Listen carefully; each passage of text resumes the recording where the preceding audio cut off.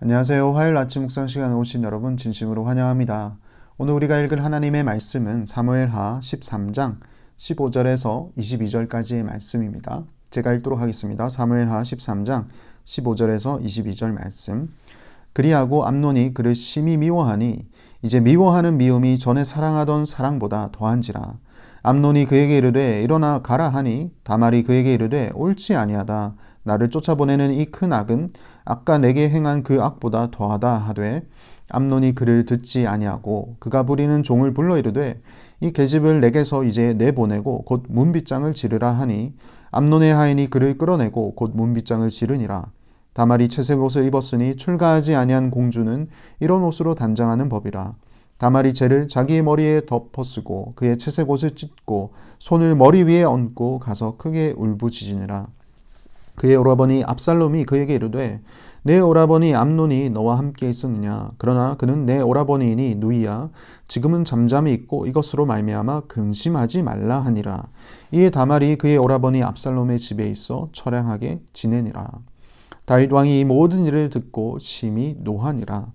압살롬은 암논이 그의 누이 다말을 욕되게 하였으므로 그를 미워하여 암논에 대하여 잘잘못을 압살롬이 말하지 아니하니라.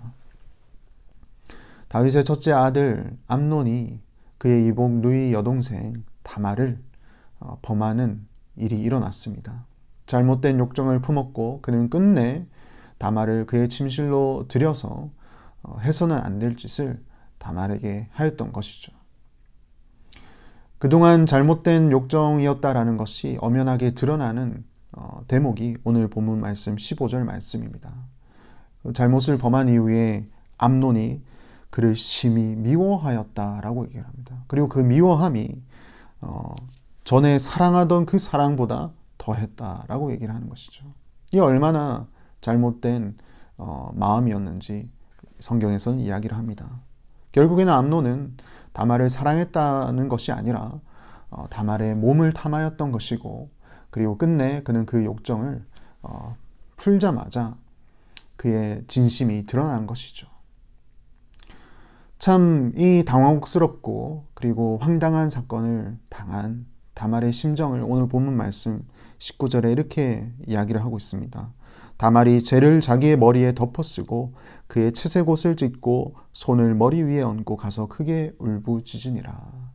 구약시대의 사람들은 큰 슬픔을 당하거나 그리고 누군가가 돌아가셔서 장례를 치르게 될 때, 혹은 자신의 큰 잘못을 하나님 앞에 회개하고 뉘우칠 때 이스라엘 백성들은 재를 머리 위에 얹거나 그리고 그 재 위에 앉거나 하면서 옷을 찢고 하나님께 부르짖었습니다. 지금 다말이 그러한 심정인 것이죠. 그리고 그녀가 입었던 옷은 채색 옷이라고 되어 있는데 18절 말씀처럼 이 채색 옷은 그 당시 공주가 출가하기 이전까지 처녀로서 입고 있는 그런 옷입니다. 하지만 이제 암논이 범한 일 때문에 다말은 더 이상 이 채색 옷이 의미가 없는 옷이 되어버린 것이죠. 이 이야기를 다말의 친오라버니인 압살롬이 듣습니다. 그리고 압살롬은 다말을 위로하고 그리고 다말이 자기 집에 지낼 수 있도록 자리를 마련하죠. 하지만 다말은 처량하게 압살롬의 집에서 지냅니다. 이 모든 일을 아버지인 다윗이 듣습니다. 그리고 다윗의 반응이 이렇습니다. 오늘 본문 말씀 21절 말씀인데요. 다윗 왕이 이 모든 일을 듣고 심히 노하니라. 당연한 반응입니다. 아버지로서 자신의 사랑하는 자녀들 중에 이런 참 말도 안 되는 일이 일어났으니 당연히 노했겠죠. 분노했겠죠. 하지만 성경은 다윗의 그 다음에 대해서 이야기를 하지 않습니다. 그 다음이 어떠한 이야기여야 할까요? 잘못을 저지른 그의 아들 암논을 불렀어야 했습니다. 그리고 불러서 그가 한 잘못이 얼마나 큰 잘못인지 가르쳐 줬어야 했습니다. 하나님께서 모세를 통하여서 알려주신 그 율법에 의하면 이 근친 간에 그런 잘못을 저지른 죄는 반드시 죽어 마땅한 그런 죄라고 성경은 기록되어 있다고 그의 아들에게 알려줬어야 했고, 훈계를 했어야 했고, 그리고 그가 그것에 대한 벌을 받을 수 있도록 해야 했습니다. 그래서 바른 길로 인도해야 될 그런 책임을 가진 이 다윗이어야 하는데 성경은 거기에 대해서 전혀 기록하지 않습니다. 그리고 슬픔과 당혹함과 부끄러움으로 인하여서 그런 수치심으로 힘들어하고 있는 딸에게 찾아가서 위로해야 했습니다. 하지만 그런 이야기는 기록되어 있지 않고 다윗은 심히 분노하였다라고 얘기를 합니다. 방치를 해둔 것이죠. 아마 다윗은 자신이 저질렀던 그런 잘못을 생각해서 차마 자녀들을 볼 낯이 없었을 수도 있었습니다. 하지만 그럼에도 불구하고 다윗은 찾아가서 혹은 불러서 그것을 이야기를 해줘야 할 그런 책임감이 있는 사람이었습니다. 그러지 않았던 것이죠. 그런 안일한 다윗의 모습 때문인지 성경은 그 다음 말씀을 이렇게 기록합니다. 22절 말씀. 압살롬은 암논이 그의 누이 다말을 욕되게 하였으므로 그를 미워하여 암논에 대하여 잘잘못을 압살롬이 말하지 아니하니라. 압살롬의 마음속에 암논을 향한 그런 미워하는 마음이 생기기 시작했습니다.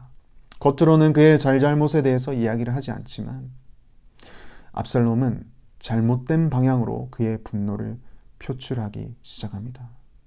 내일 읽을 본문 말씀에는 그 잘못된 분노의 표출 방식이 드러나게 되는데요.